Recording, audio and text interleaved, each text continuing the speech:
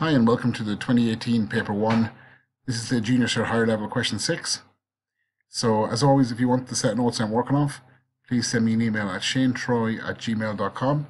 That email address is in the description below. So question 6 here has a statement: a sheet is folded in half a number of times. So just imagine what's happening. You literally have a sheet, you're folding it in half and then quarters and then whatever. Now, they then have function notation, so h of x equals 2 to the power of x. Now, that's a fairly weird function, okay? And later on we're going to have to do it, but that's exponential, okay? Quadratic would have x to the power of 2, okay? It would be quadratic if that's the biggest power.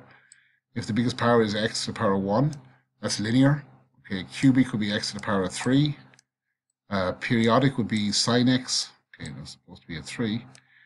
And say sine x whatever would be periodic, or you could say trigonometric. So there's some of the major equation types you'll have to come across.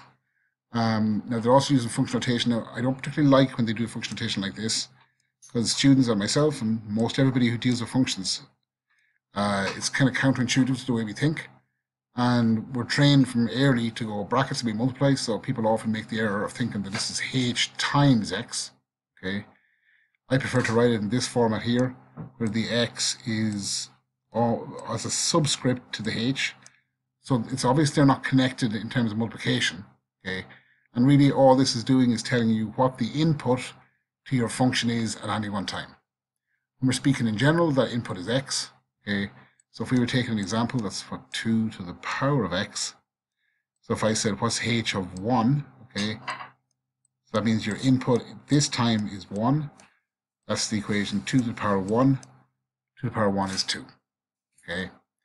So the part A here says fill in the table below to show the number of layers after each of the 6 folds.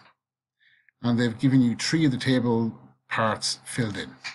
So where did they get this? Well, they put the 2 into your function.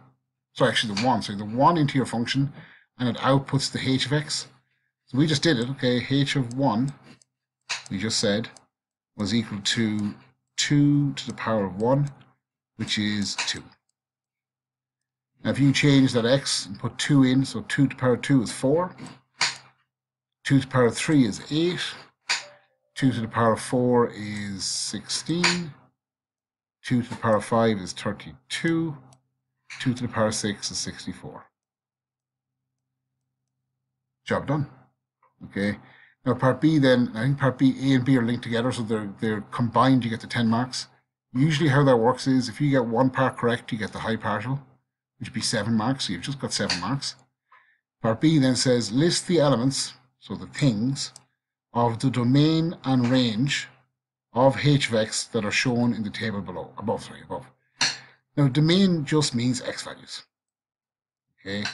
Range just means y values. So if you were graphing this, the top is your x values, the second row is your y values. So your domain is 1, I'll flick to the answer here, 1, 2, 3, 4, 5, 6, just like in the top row. Your range is 2, 4, 8, 16, 32, 64. And that's it. Okay, so in one sense, fairly handy. Now part C says work out the least number of folds that would be needed to have more than 500 layers. Now the word least and more than are going to put most people off, okay? But basically you're just going, actually I'll go to the answer here, okay? Now you have different ways of doing this, okay? Probably the simplest the way I've done it here is just continue your table. Okay? It's going up by a large amount every time. So your 7th fold will have 128. Your 8th fold will have 256. Your 9th fold will have 512. Okay. Now there is a more algebraic way of working that out, but that would be fairly challenging. Okay. Sometimes just working it out can be the fastest, most efficient method. So 512 is more than 500. Okay, and 9 is the least number of folds. Now part D says work out the number of layers after 12 folds, and just again to point out that this is a C and D are marked together, so you probably have either the 6 or the 9. 9 seems very high. at least the 6, okay, the mid-partial for the first part. Now work out the number of layers after 12 folds. Okay, now if you kept going, and I have here, again, the simplest way, you could, if you wanted to, okay, work out what's 2 to the power of 12. Okay, you'll get the same answer. Okay, but I just kept going. 9 folds is 512, we had that. 10 folds is 1024. 11 folds is 2048. So 12 folds is 4096 layers. Now, how can we express that in function notation? Or sorry, scientific notation. It says, give your answer in the form a times 10 to the power of n, where a is an element of R, which means a is a real number, so basically any number, and your a value is between 1 and 10. The power n is a natural number. Now, you can generally ignore all that blurb at the end.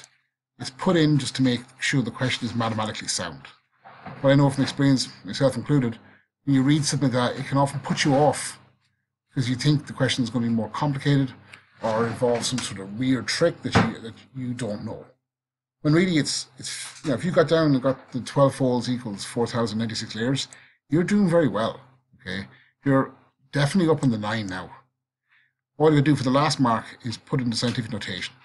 So the decimal point, okay, would be if you put it between the 0 and the 4, okay, you've basically changed that number. Okay, so you are not allowed to change numbers without some valid reason. Okay, that's supposed to be a 9. There's the 6. So what would I have to do to make sure that number is still 4096? So the moment is 4.096.